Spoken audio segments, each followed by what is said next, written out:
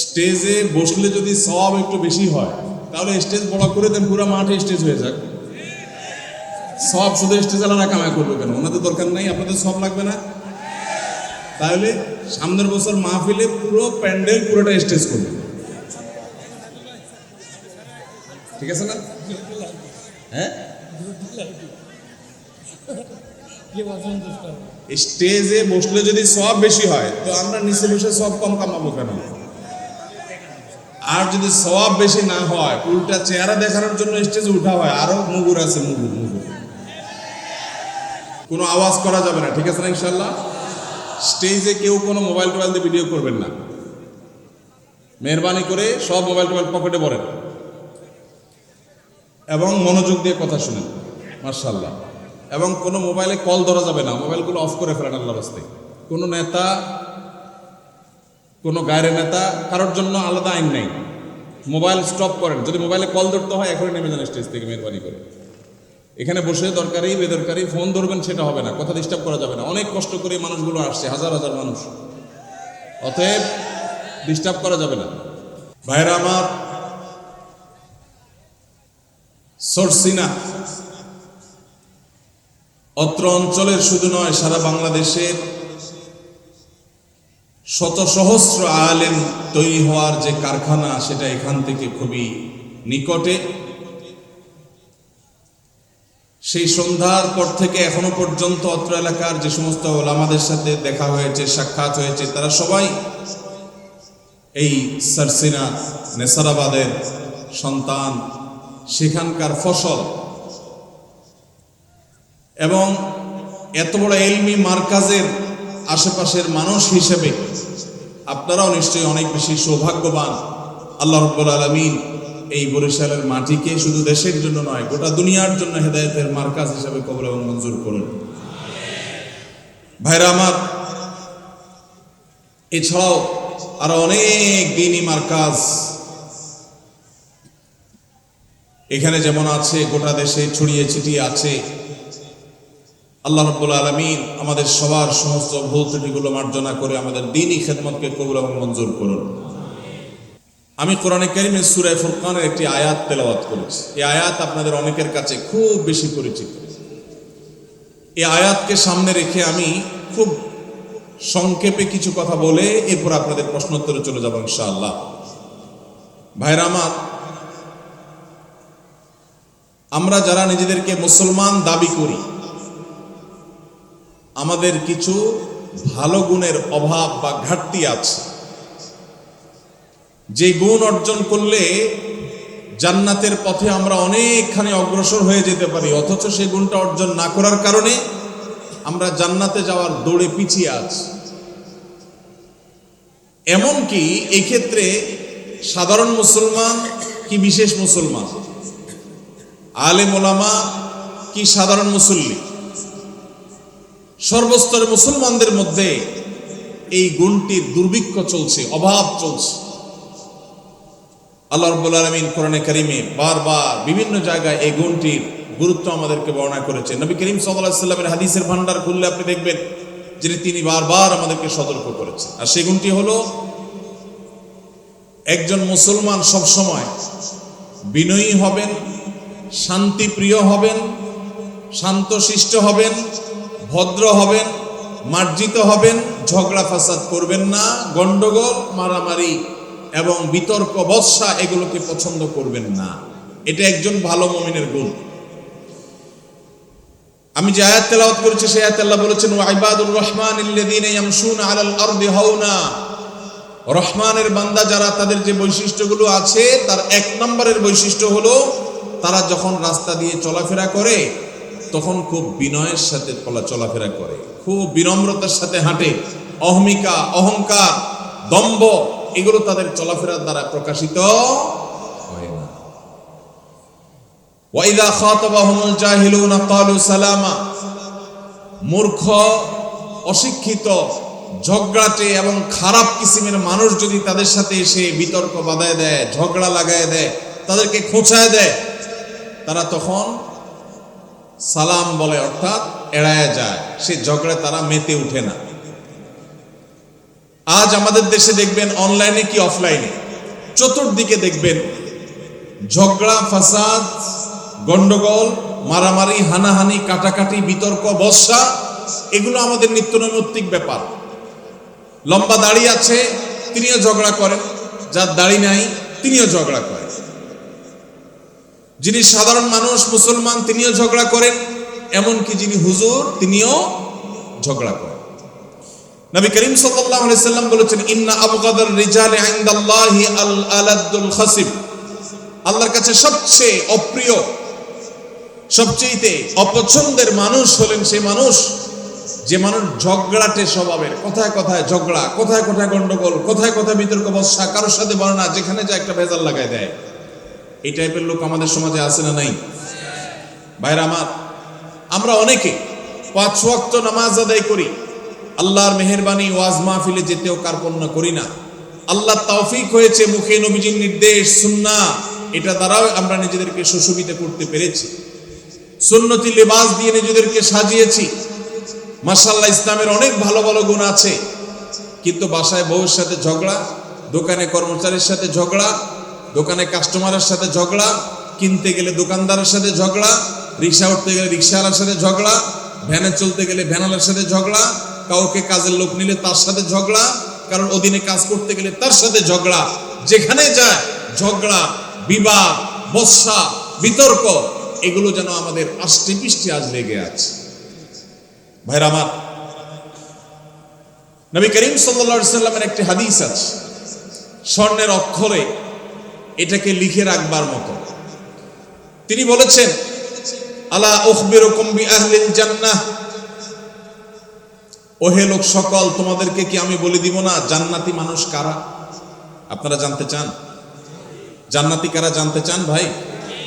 আল্লাহু আকবার। আল্লাহ আমাদের সবাইকে জান্নাতি হওয়ার তৌফিক দান করুন। নবীজি বলেছেন, আলা উখবিরুকুম বিআহলিল জান্নাহ, তোমাদেরকে কি আমি জান্নাতি মানুষদের কথা বলে দিব না? কারা জান্নাতি হবেন, তাদের মার্কা কি হবে, আলামত কি হবে? ভাইরা আমার, নবীজি সাল্লাল্লাহু আলাইহি সাল্লাম বলেছেন, দেখুন জান্নাতি মানুষের মার্কা কি, আলামত কি। জান্নাতি মানুষের মার্কা বা আলামত তার লেবাস বা পোশাকে যতটা প্রকাশিত হয়, তার চেয়ে বেশি তার আচরণে প্রকাশিত হয়। নবীজি বলেছেন, কুল্লু দাঈফিন মুতাদাঈফ, প্রত্যেক ওই ব্যক্তি যে বিনয়ী হয়ে থাকে, নিরীহ টাইপের মানুষ, কেউ ধাক্কা দিলেও পারতপক্ষে পাল্টা ধাক্কা দিতে চায় না, এড়ায় চলে আসে।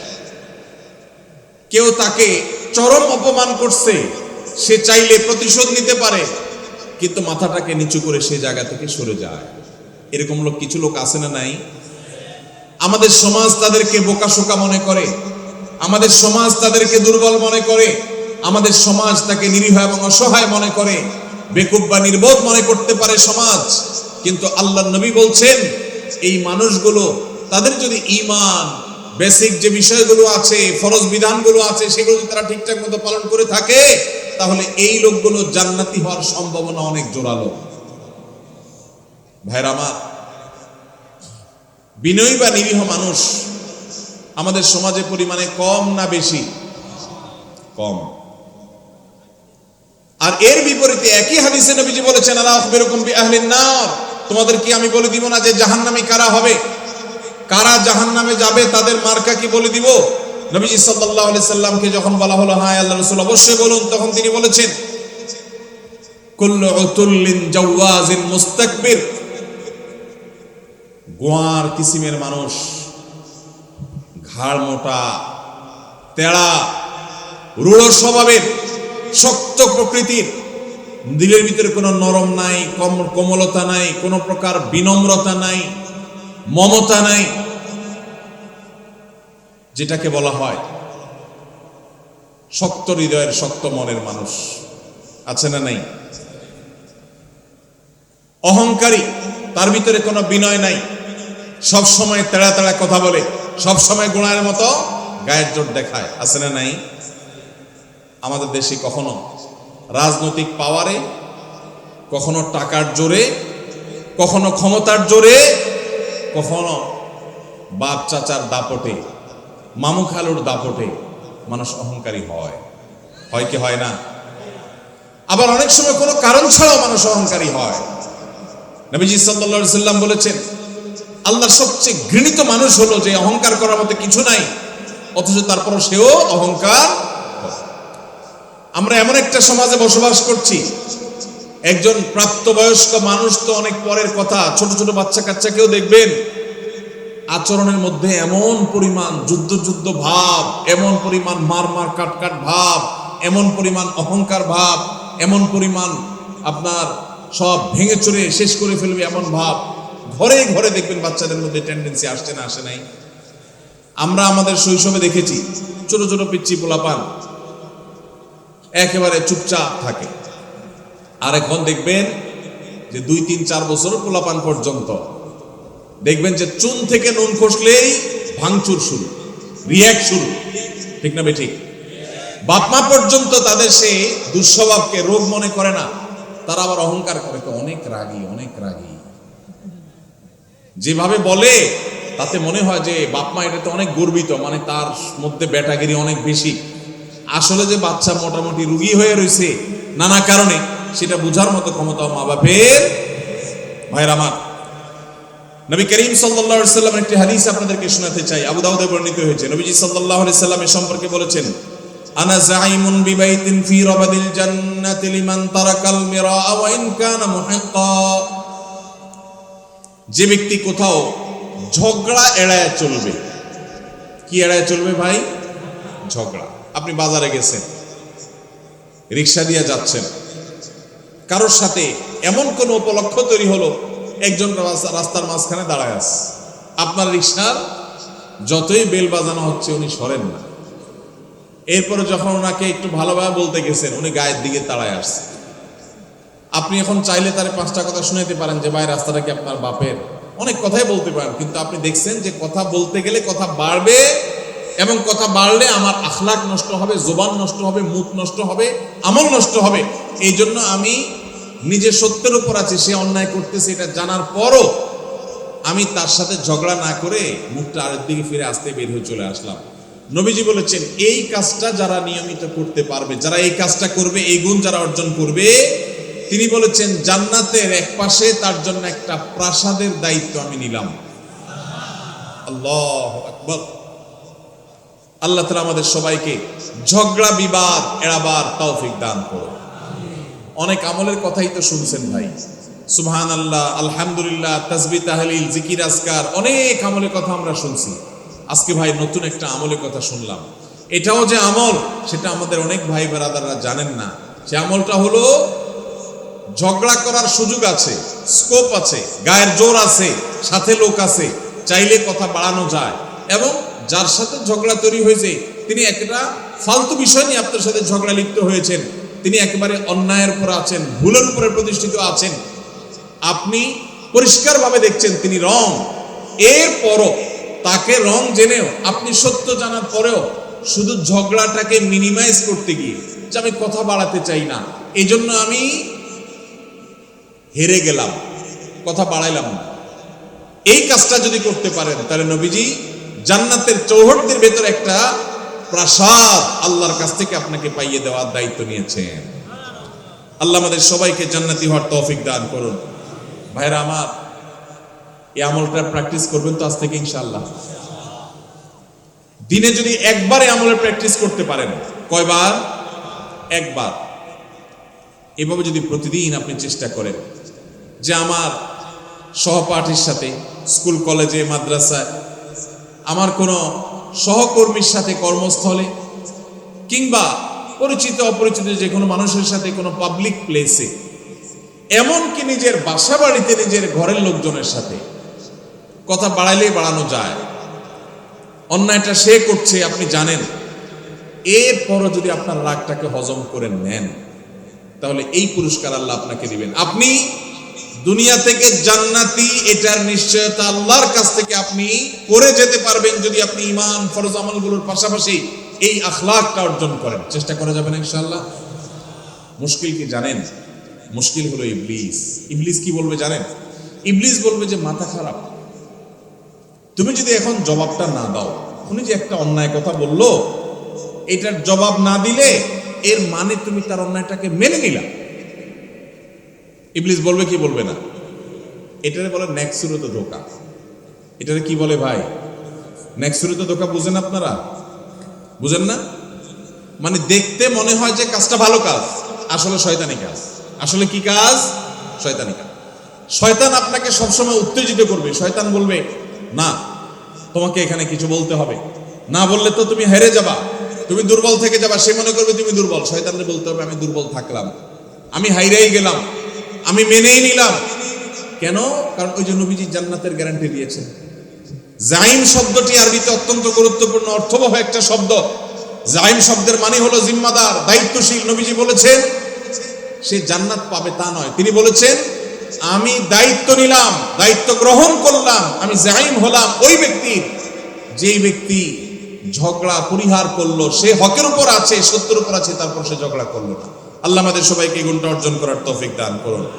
ভাইরা আমার, ঝগড়া এড়াবার চেষ্টা করবো তো ইনশাআল্লাহ। যদি ঝগড়া এড়াইতে পারে, কথা বললেই কথা বাড়ে। এমন একটা কথা বলছে পুরো মেজাজটা গরম হয়ে গেছে, আমি এখন চাইলে আরেকটা কথা বলতে পারি কিন্তু বললাম না, বাহ্যিকভাবে হেরে গেলাম।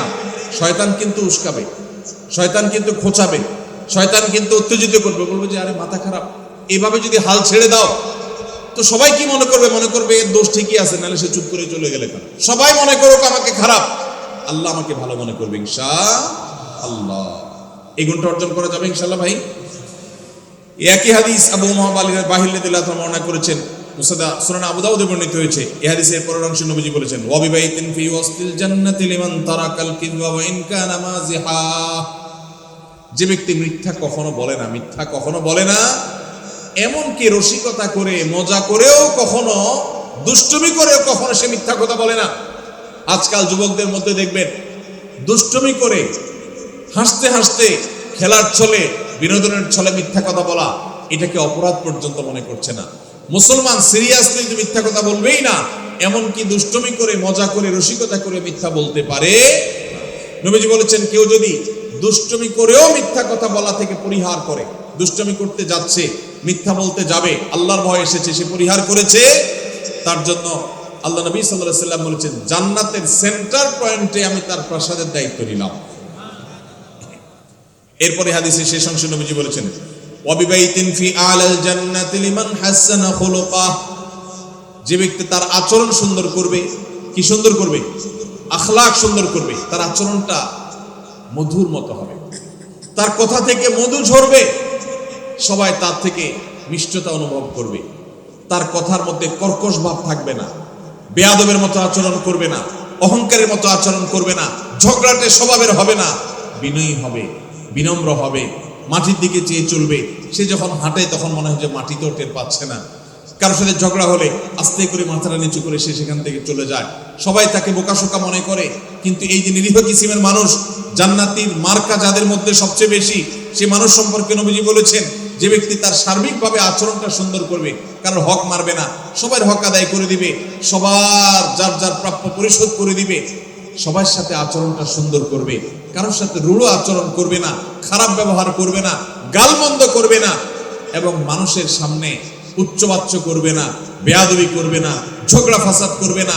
আখলাককে যে সুন্দর করবে, আচরণ যার ভালো হবে, যার অমায়িক আচরণে এলাকাবাসী সবাই বলবে হ্যাঁ লোকটার আচরণ অমায়িক। নবীজি বলেছেন এরকম যদি কেউ আখলাককে সুন্দর করতে পারে, জান্নাতের সর্বোচ্চ শিখরে, সর্বোচ্চ মাকামে আল্লাহ তাআলা তাকে প্রাসাদ, আল্লাহর পক্ষ থেকে নবীজি প্রাসাদ পাইয়ে দিবেন ইনশাআল্লাহ। ভাইরা আমার, আমরা আমাদের আখলাক সুন্দর করবো তো ইনশাআল্লাহ। তাহলে এখানে জান্নাতের তিনটা স্তরের কথা আমরা জানলাম। নাম্বার 1, জান্নাতের এরিয়ার মধ্যে আল্লাহ নবী জান্নাতের একটা প্রাসাদের দায়িত্ব নিয়েছেন। রাষ্ট্রের সামনে একটা হাদিসে আপনারা সবাই শুনেছেন, নবীজি সাল্লাল্লাহু আলাইহি সাল্লাম বলেছেন যে ব্যক্তি রোজাদার অবস্থায় তার সাথে কেউ ঝগড়া করতে আসলো, রোজাদার অবস্থায় কেউ কি করতে আসলো ভাই? ঝগড়া করতে আসলো। যখন কেউ কথা বাড়াচ্ছে, ঝগড়া করবে, এরকম পরিস্থিতিতে সে যদি বলে ইন্নী সায়েম, ইন্নী ইমরাউন সায়েম, আমি রোজাদার মানুষ, আমি তোমার ঝগড়ার উত্তর দিতে পারতাম কিন্তু দিলাম না, কারণ আমি রোজাদার, রোজাদার ঝগড়া করা নিষেধ। দেখো নবীজি সাল্লাল্লাহু আলাইহি সাল্লাম রমজান মাসে রোজা রেখে ঝগড়া না করার যেন ট্রেনিং আমরা নেই, অভ্যাস যেন করি, এজন্য পুরো রমজান মাসে ঝগড়া নিষিদ্ধ করে দিয়েছেন। অতএব ঝগড়া ছাড়ার এই অনুশীলন, এই ট্রেনিং, এই প্রশিক্ষণ, এই অভ্যাস আমরা গড়ে তুলবো তো ইনশাআল্লাহ। আল্লাহ আমাদের সবাইকে সেই তৌফিক দান করুন। ভাইরা আমার, নবী করিম সাল্লাল্লাহু আলাইহি সাল্লামের এই একটা আমল, এটা যদি আমরা নিজেদের মধ্যে আনতে পারি, আমরা জান্নাতি হয়ে যাওয়ার পথ অনেক সহজ হয়ে যাবে। আল্লাহ আমাকে আপনাকে আমাদের সবাইকে আমলের তৌফিক দান করুন। ভাইরা আমার, এখন আপনারা বলবেন, ভাই কোনো অন্যায় কাজের বিরুদ্ধে কি আমরা কথা বলবো না? সেখানে যদি বিতর্ক হয়, সেখানে যদি দুইটা কথা বাড়াবাড়ি হয়, তাও কি আমরা করবো না? আল্লাহ তাআলা সে সম্পর্কে বলেছেন, উদউ ইলা সাবিলি রাব্বিকা বিল হিকমাতি ওয়াল মাউইজাতিল হাসানা ওয়াজাদিলহুম বিল্লাতী হিয়া আহসান। আল্লাহর পথে আহ্বান করতে গিয়ে, মানুষকে ভালো পথে দাওয়াত দিতে গিয়ে যদি কখনো বিতর্ক, বর্ষা, কথা বাড়াবাড়ির দরকার হয়, তাহলে সেটা সর্বোত্তম উপায় হবে ফাইদাল্লাযী বাইনাকা ওয়া বাইনাহু আদাওয়া কাআন্নাহু ওয়ালিয়্যুন হামীম। আপনার এই বিবাদ, আপনার এই মতপার্থক্য, বিবাদ তো নয়, মতপার্থক্য, এটা এত সুন্দর হবে যে যার সাথে আপনি বিতর্ক করছেন সেখানেও মধুমাখা থাকবে, আন্তরিকতা থাকবে, মায়া মমতা থাকবে। আজকাল দেখবেন এক হুজুর আরেক হুজুরের জাহান্নামে পাঠিয়ে দিচ্ছে। ভাইরা আমার, ফতোয়া দিয়া মানুষকে জাহান্নামে পাঠিয়ে দেওয়া এটা আমাদের দায়িত্ব না। আমরা যদি কারোর ভুলও ধরতে হয়, সেখানেও সত্যিকার হিতাকাঙ্ক্ষিতা সুলভ মানসিকতা থাকতে হবে। আল্লাহ আমাদের সেই তৌফিক দান করুন। আমরা কারোর পেছনে শত্রু ভাবাপন্ন হয়ে তার পেছনে লাগবো না, তার ছিদ্রান্বেষণ করবো না, তার দোষ তালাশ করে বেড়াবো না, তার গোষ্ঠী উদ্ধার করতে নামবো না। যদি করি তাহলে আমরা ভালো মুসলমান হতে পারবো। আজ আমাদের সমাজে নামাজি কালামি মানুষ কম বেশি পাবেন। মসজিদে দেখবেন কিছু মানুষ কম হোক বেশি হোক যায়, কিন্তু বাজারে ঘাটে, রাস্তায়, দোকানে, অফিস আদালতে, বিভিন্ন জায়গায় দেখবেন এই মানুষগুলোই আবার বিভিন্ন সময় তাদের আচরণটা খারাপ করে ফেলতেছে। আছে না নাই? আমাদের বেশিরভাগ মানুষ আজ এই রোগী, বেশিরভাগ মানুষ আমরা এই রোগী। আজকের এই মাহফিল থেকে যদি একজন ভাই নিয়ত করেন, একজন যদি মনে মনে প্রতিজ্ঞা করেন, আল্লাহ যেহেতু কোরআনে তুমি বলেছ তোমার রহমানের বান্দা যারা বিনয়ের সাথে রাস্তায় চলাফেরা করে, কেউ মূর্খতা সুলভ আচরণ করলো, জাহেলের মতো একটা ঝগড়ার পথ তৈরি করে দিল, তারপরও সালাম দিয়ে এড়ায় চলে যায়, দেখেও না দেখার ভান করে, বুঝেও না বুঝার ভান করে। আল্লাহ আমি সেরকম বিনয় মানুষ হতে চাই, শান্তিপ্রিয় মানুষ হতে চাই। এই প্রতিজ্ঞা করে যদি এখান থেকে যান, আর প্রতিদিন যদি আপনি রাতে শোয়ার আগে নিজের পরীক্ষা নিজে নেন যে আমি আজকে সারাদিনের মধ্যে একটা লোকের সাথেও ঝগড়া চাইলে করতে পারতাম, কিন্তু আমি করলাম না আল্লাহর জন্য, এই এক্সারসাইজটা একবারও করছি কিনা, যদি এটা করতে পারে তাহলে আমি মনে করবো আজকের মাহফিল সফল এবং সার্থক। আল্লাহ আমাদের সবাইকে সেই তৌফিক দান করুন। ভাইরা আমার, আল্লাহ রাব্বুল আলামিন কোরআনে কারীমে আমাদেরকে শিখিয়েছেন, যদি আমাদের কারোর সাথে কখনো কথা বাড়াবাড়ি পর্যন্ত যায়ও, তাহলে সেটা কখনো মন্দ উপায়ে যাবে না, খারাপ ভাবে যাবে না। আল্লাহ বলেছেন, ওয়ালা তুজাদিলু আহলাল কিতাবি ইল্লা বিল্লাতি হিয়া আহসান। আহলে কিতাবদের সাথে, ইহুদি খ্রিস্টানদের সাথেও যদি তোমাদের কখনো ধর্মীয় বিষয়ে বিতর্ক তৈরি হয়, তো খবরদার তোমরা বিতর্ক করবে বিল্লাতি হিয়া আহসান, সবচেয়ে সুন্দর উপায়ে। আমাদের নবী করিম সাল্লাল্লাহু আলাইহি সাল্লামের সাথে মক্কার মুশরিকদের সাথে, মদিনার ইহুদিদের সাথে আদর্শিক দ্বন্দ্ব ছিল না, কিন্তু আমাদের নবীজি কখনো মুখ খারাপ করেছেন? কি বলেন? মুখ খারাপ করেছেন, ঝগড়াঝাটি করেছেন, গন্ডগোল ফাসাদ করেছেন। আমরা ইসলামের নামে একদল আরেক দলের সাথে মারামারি লিপ্ত হইতে দেখি না। এটা কি সঠিক ইসলাম না ভুল ইসলাম?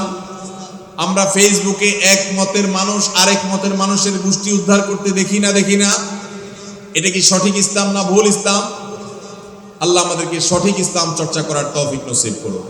ভাইরা আমার, কারা কারা ঝগড়া যতটুকু করার স্বভাব আছে এটাকে কমাবার নিয়ত করেছেন, একটু হাত তুলে দেখান। আল্লাহ আপনি আমাদের সবার আখলাকগুলোকে সুন্দর করে দেন। আল্লাহ আমাদেরকে আপনি শান্তিপ্রিয় মানুষ বানিয়ে দেন। আল্লাহ আমাদেরকে আপনি আল্লাহ আপনার ওলি বানিয়ে দেন। আল্লাহ আমরা যেন নম্র ভদ্র মানুষ হয়ে যেতে পারি সেই তৌফিক দান করেন। জান্নাতি লোকের মার্কা নিয়ে দুনিয়া থেকে যাওয়ার তৌফিক দান করেন। আজকের মাহফিল থেকে আমাদের অন্তরকে আপনি পরিবর্তন করে দেন। ভাইরা আমার, নবীজি সাল্লাল্লাহু আলাইহি সাল্লাম বলেছেন, মা দাল্লা কওমান বাদি হুদান কানু আলাইহি ইল্লা উতুল জাদাল। নবীজি বলেছেন, আমার পরে কোন সম্প্রদায়, কোন এলাকার মানুষ, কোন জাতি তারা যদি গোমরা হয়, তো মনে রাখবে তাদের মধ্যে গন্ডগোল, ফাসাদ, মারামারি, ঝগড়া, বিবাদ এগুলো বৃদ্ধি হবে। এই কারণেই তারা হক থেকে বিচ্যুত হবে, গোমরা হবে।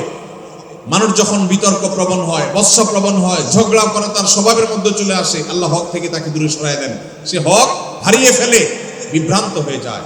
এই জন্য ভাইরা, জান্নাতে যাওয়ার যদি প্রত্যাশা থাকে তাহলে মাটির মানুষ হতে হবে, গোয়ার নয়, অহংকারী নয়, বিনয়ী হতে হবে। সমাজের মানুষ বলবে একটু বোকাশোকা, কিন্তু আল্লাহর কাছে আপনি চালাক। সমাজের মানুষ বলবে একটু বেকুব, কিন্তু আল্লাহর কাছে আপনি বুদ্ধিমান। আল্লাহ আমাদের সবাইকে সেই মানুষ হওয়ার তৌফিক দান করুন। সবাই চেষ্টা করবো তো ইনশাআল্লাহ। আল্লাহু আকবার। আমরা যদি এই মাহফিল থেকে ডক্টর খন্দকার আব্দুল্লাহ জাহাঙ্গীরের মতো আখলাক নিয়ে যেতে পারি। আপনারা দুইবার এই মাহফিলে, এই মাঠ থেকে স্যারের আলোচনা শুনেছেন, এর আগে অনলাইনে অফলাইনে আগে পরে আপনারা শুনেছেন। স্যার কি কখনো আরেক আলেমের গোষ্ঠী উদ্ধার করতে দেখেছেন কখনো? ভাইরা আমার, আমি আল্লাহর কাছে একান্তে কিছু দোয়া যখন করি, খাস খাস দোয়া কবুলের জায়গাগুলোতে আমার কিছু সিক্রেট দোয়া আছে আল্লাহর কাছে। এর মধ্যে একটা দোয়া হলো, আমি বলি আল্লাহ আপনি স্যারের মতো এরকম সরল সহজ, ওইরকম বিনয়ী, ওইরকম বিনম্র, উম্মার হিতাকাঙ্ক্ষী, উম্মার কল্যাণকামী, উম্মার ঐক্য প্রয়াসী, বিভক্ত উম্মাকে এক করার জন্য যার মধ্যে প্রচন্ড আকুতি ছিল, ব্যাকুলতা ছিল, অস্থিরতা ছিল, নিজস্ব কোনো মিশন নিয়ে উম্মাকে বিভক্ত করার চেষ্টা করেন নাই।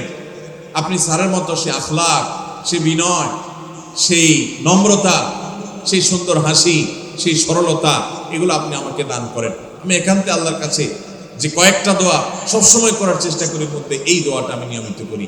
আল্লাহ রাব্বুল আলামিন আমাদের সবাইকে আমাদের প্রিয় নবী সাল্লাল্লাহু আলাইহি সাল্লামকে অনুসরণ করে বিনয়ী হওয়ার তৌফিক দান করুন। ভাইরা আমার, আমাদের সমাজে গোয়ার মানুষের অভাব নাই। রাস্তা ঘাটে, স্কুলে, কলেজে, ভার্সিটিতে এক এক ঘাট তেড়া মানুষ, অহংকারের ঠেলায়, অহংকারের চোটে দেখবেন যে মানুষ টিকার মতো অবস্থা নাই। হাদিস বলছে এগুলো জাহান্নামী হওয়ার আলামত। কিসের আলামত? আপনার মধ্যে যদি আচরণ থাকে তাহলে এটা খুব অ্যালার্মিং একটা বিষয়, আপনার চেঞ্জ হওয়ার সময় আসছে। আল্লাহ তাআলা আমাদেরকে মাটি হওয়ার তৌফিক দান করুন। আমরা মাটি হব তো ইনশাআল্লাহ। আল্লাহুম্মা জাআলনি ফি আইনি সগীরা। আল্লাহ আমাদের নিজেদের চোখে আমাদেরকে আপনি ছোট বানায় দেন, তুচ্ছ বানায় দেন। আমি যেন আমাকে খুব তুচ্ছ মনে করি, ছোট মনে করি, আমি যেন অহংকার প্রদর্শন না করি। চেষ্টা করা যাবে তো ইনশাআল্লাহ। ভাইরা আমার, বিনয়ী হওয়ার জন্য বিনয়ী মানুষের সোহবতে যেতে হয়। কি করতে হয়? বিনয়ীদের সোহবতে যেতে হয়। প্রত্যেক এলাকাতে দেখবেন কিছু মানুষ আছেন মাটির মানুষ, কম হোক বেশি হোক সব এলাকায় আছে। আপনার এলাকাতে আপনি খুঁজবেন, আপনার মাদ্রাসা আপনি খুঁজবেন, সবচেয়ে নিরীহ টাইপের মানুষকে, ভদ্র মানুষকে, পারতপক্ষে ঝগড়া করে না, তার সাথে বেশি উঠা বসা করবেন, তার সান্নিধ্য, সাহচর্য, তার সোহবত বেশি বেশি নিবেন এবং আল্লাহর কাছে একান্তে চোখের পানি ফেলে দোয়া করবেন, আল্লাহ আমি বদাখলাক। ভাইরা আমার, আখলাকের চাইতে ওজনে কিছু নাই। এই যে হাদিসে দেখলেন, আবু উমামা বাহিল রাদিয়াল্লাহু তাআলা আনহু বর্ণনা করেছেন, সুনান আবু দাউদের হাদিস, নবীজি বলেছেন আমি ওই ব্যক্তিকে জান্নাতের সর্বোচ্চ জায়গায় আল্লাহর কাছ থেকে প্রসাদ সেখানে আদায় করে দিব যেই ব্যক্তি তার আখলাকটা সুন্দর করতে পেরেছে। আল্লাহু আকবার। নবীজি এটা বলেন নাই যে সবচেয়ে বেশি নফল রোজা রাখে, যে সবচেয়ে বেশি বড় পাগড়ি বাঁধে, যে সবচেয়ে বেশি তাসবিহ তাহলিল করে, যে সবচেয়ে বেশি নফল রোজা করে, যে সবচেয়ে বেশি দান সাদাকা করে, যে সবচেয়ে বেশি ওয়াজ করে, যে সবচেয়ে বেশি ওয়াজ শুনে, যে সবচেয়ে বেশি অন্য ভালো আমল করে। নবীজি বলেন নাই তার জন্য জান্নাতের সর্বোচ্চ জায়গায় আমি প্রসাদ আল্লাহর কাছ থেকে আদায় করে দিব। নবীজি বলেছেন যার আখলাকটা সুন্দর, যার আচরণটা সুন্দর, যার স্ত্রী বলে না আমার স্বামীর ব্যবহার ভালো, তার মতো অমায়িক মানুষ হয় না। যার প্রতিবেশী বলে উনি আমাদের কখনো কষ্ট দেন না, বিরক্ত করেন না, কখনো হক নষ্ট করেন না। যিনি বাজারে গেলে কারোর সাথে গায়ে পড়ে ঝগড়া তো দূরের কথা, কেউ বা গায়ে পড়ে ঝগড়া করতে আসলে নিজে হেরে গিয়েও আরেকজনকে জিতে দিয়ে চলে আসেন। এই বিনম্র মানুষগুলোকে নবীজি এত বড় সুসংবাদ দিয়েছেন। আপনারা অনেকেই হাদিসটি শুনেছেন। নবীজি সাল্লাল্লাহু আলাইহি ওয়াসাল্লাম বলেছেন, মা মিন শাইইন ইউদাউ ফিল মিজানি ইয়াউমাল কিয়ামতি আসকালু মিন হুসনিল খুলুক। কিয়ামতের দিন মানুষের উত্তম আচরণের চাইতে ওয়েটফুল কোন আমল কিয়ামতের ময়দানে আর উঠবে না। কিয়ামতের ময়দানে সবচেয়ে ভারী আমল হবে মানুষের উত্তম আচরণ। ভাই, কিয়ামতের দিন মানুষের আমল কি গণা হবে না মাপা হবে? আমল কি আল্লাহ তাআলা গুনবেন না মাপবেন? তাহলে মাপলে আমল বেশি ওজনে যেন হয়, ওয়েটফুল যেন হয়, সেই চেষ্টা করতে হবে। যত আমল আছে এর মধ্যে ঈমানের পর সবচেয়ে ভারী আমল, সবচেয়ে ওয়েটফুল আমল হলো আমাদের আচরণগুলো। আচরণ সুন্দর করা যাবে তো ইনশাআল্লাহ? মুখ দিয়া যাদের গালি বাইর হয় তার আচরণ কি ভালো না খারাপ? গালি বাইর হলে আচরণ কি ভালো না খারাপ? এই মাহফিলে কয়জন বুকে হাত দিয়া বলতে পারবেন আমি কখনো কাউকে গালি দেই নাই বা দেই না? আমি হাত তুলতে বলতেছি না, হাত তুলতে বললে হয়তো একটাও বা দু চারটাও টিকবে কিনা সন্দেহ। ভাইরা আমার, অনেক ভালো ভালো মানুষ আছে, দাড়িও লম্বা আছে, মাথার টুপিটাও মাশাআল্লাহ অনেক সুন্দর। বাংলায় প্রবাদী আছে, হাজী সাহেবের মুখ খারাপ। আছে না নাই? হাজী সাহেবের কি খারাপ? হাজী সাহেবের দাড়িটা খারাপ নাকি? টুপিটাও খারাপ না, জুব্বাটাও মাশাআল্লাহ মক্কা শরীফ থেকে আনছে, খারাপ না। শুধু খারাপ কোনটা? মুখটা খারাপ। এই মুখ খারাপ ওয়ালা মানুষ কি ভালো আচরণকারী না খারাপ আচরণকারী? খারাপ আচরণ মানুষকে সবচেয়ে বেশি জাহান্নামে নিয়ে যাবে। নবীজি সাল্লাল্লাহু আলাইহি সাল্লাম বলেছেন, আলা আদুল্লুকুম, তোমাদেরকে কি আমি বলে দিব না? নবীজিকে জিজ্ঞাসা করা হয়েছিল, সুইলা রাসূলুল্লাহ সাল্লাল্লাহু আলাইহি সাল্লাম আন আকসারি মা ইউদখিলুন নাস আল জান্নাহ, সবচেয়ে বেশি মানুষকে জান্নাতে নিবে কোন জিনিস? ভাইরা আমার, জানা আছে কারো? সবচেয়ে জান্নাতে মানুষকে বেশি নিবে কিসে? নবীজি বলেছেন আল ফামু ওয়াল ফারাজ।